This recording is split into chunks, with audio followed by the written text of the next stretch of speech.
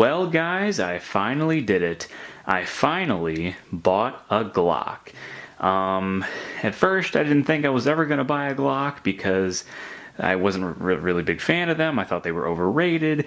And as the years went on, I kind of got a liking to them, but I still don't like them as much as my Rugers and several other handguns that I own and want to own in the future. But I do have a little bit of love for the Glock, specifically the second gen Glocks, which is what this gun is. Now this is a Glock 22 Gen 2. You can tell it's a Gen 2 because there's no accessory rail on the front and there's no finger grooves, and it has the I don't know what kind of texture you would call this, like a pyramid texture or something. Anyway, it's similar to the texture that they have on all their new Glocks, except it's only on the front and the back strap. And I really, really like the second gen Glocks compared to all the other Glocks. To me, this is just the gun in the Glock lineup, or the Glock, the history of Glocks, that has everything you need and nothing you don't.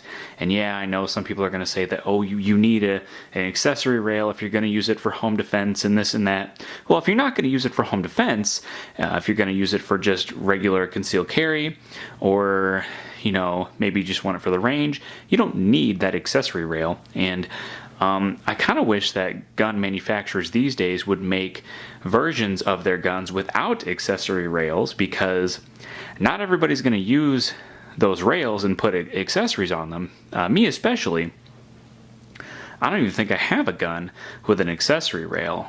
I might put a light on a gun someday, but I don't want to put it on most of my guns, so I don't need an accessory rail. I don't need finger grooves. I don't like finger grooves. I don't like gun manufacturers telling me where my fingers should be.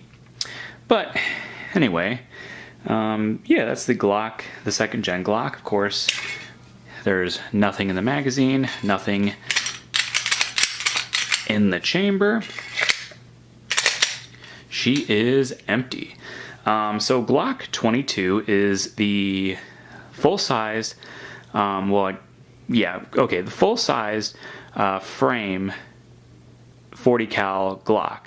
And it is the Glock 22, I believe, was the first 40 cal Glock, and maybe even the very first 40 cal ever. I think Glock beat Smith & Wesson to the 40 cal market by like a month or something. So that's what the Glock 22 is. I don't know if, well, actually I know for a fact this is not a police trade-in, because if it was a police trade-in, it would have metal sights, and I think they usually put night sights on them. These are still your plastic sights, and they've seem to have held up pretty good for being plastic sights. So it's not a police trade-in, I'm pretty sure anyway. But I did manage to get this for $359, which is not a killer deal, but I got it on layaway, so I only had to pay so much every month for 5 months. So that was a pretty good deal, I thought. I like to take advantage of layaway. Anyway, I forget the barrel length on the full-size Glocks, but it is the full-size, and then the 23 would have been the mid-size, and the 27 would have been the subcompact. 15 +1 capacity, and of course it's got the plastic Glock magazines with the steel inserts going all the way down, all your witness holes. I really like Glock magazines. They're probably, as far as magazines go, Glocks are probably the best. I don't know, just kind of the way that they're made, and I like the fact that there's all these witness holes, and I'll show you that again on some of these other magazines here. But anyway, this gun came with the case and 2 magazines, so it came with the one that's in it, And then it also came with this one here. Of course, it wasn't loaded when I got it. I loaded this to take it to the farm. This is a restricted law enforcement government only magazine. This is I believe this is a second gen magazine. And these were the magazines that you would get that were issued to police officers in the 90s and early 2000s when the assault weapons ban was in place. So if you have a magazine that says this, you know that this was once a police officer's magazine, or the government, different government agencies. This magazine belonged to them. So that's kind of cool. And then, so it came with, gun, 2 magazines in the case, and then of course I got 4 extra magazines. I got these from Gunbroker. Oh, if I can get them out. I got them from Gunbroker. It was like, I found these 2 packs on Gunbroker for $19.99 a piece. So basically $10 per magazine, and it was only like $4 shipping. So I thought that was a killer deal. These are, of course, it was luck of the draw. They had so many, and they would just pick out 2 random ones and put them in. So I got 2 packs, and so this is another one of those restricted magazines. This one's kind of funny because if you see here, if my camera will focus, this is the 11th hole, or the 11th spot. And it's actually marked in green. So I guess whoever had this magazine at one point in time marked where if you have ammunition in this hole, well, you're breaking the law, or you better be a cop or a government employee. So that was kind of funny. Again, these are luck of the draw magazines. Some of them have weird things about them. This, I believe, is a 4th gen magazine, maybe.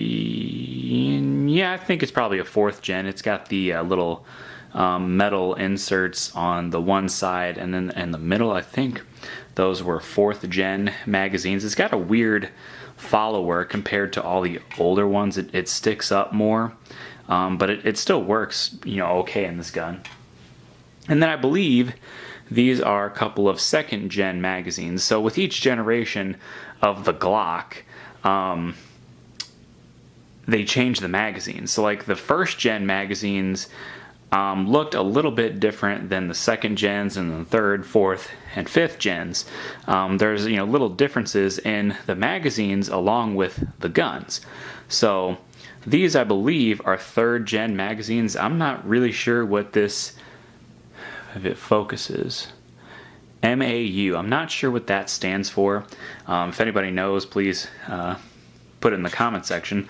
But I believe these are 3rd gen magazines, 2nd gen, 4th gen, and then the one in the gun, I believe, is another 3rd gen. So I have 6 magazines total, all 15 rounds, and I think that'd be enough just to have. I might keep this gun loaded, maybe for home defense along with my shotgun. I think it would be a good gun to have for home defense, but any of my guns would be good for that. But anyway, that is my Glock 22 Gen 2. I haven't taken it to the range yet. I just picked this up a couple days ago. But so far, I really, really love it, and I probably would get another Glock someday. Maybe a 2nd gen, if not a 2nd gen, maybe a 3rd gen. I do like the 3rd gens. They're not my favorite, but I do have a love for the 2nd gen, and I also kind of like the Glock 19X. I know that's kind of like a weird 5th gen type of gun. It's got some quirks about it, but I do think it's really cool because it was supposed to be a military handgun, and I have a thing for U.S. and foreign military handguns, and I think the Glock 19X would be another good Glock to add to the collection someday, but we'll have to see if that happens or not. Anyway, that is my Glock 22 Gen 2. Subscribe to my channel, like me on Facebook. I'm Redneck Mini 14, and until next time, be safe.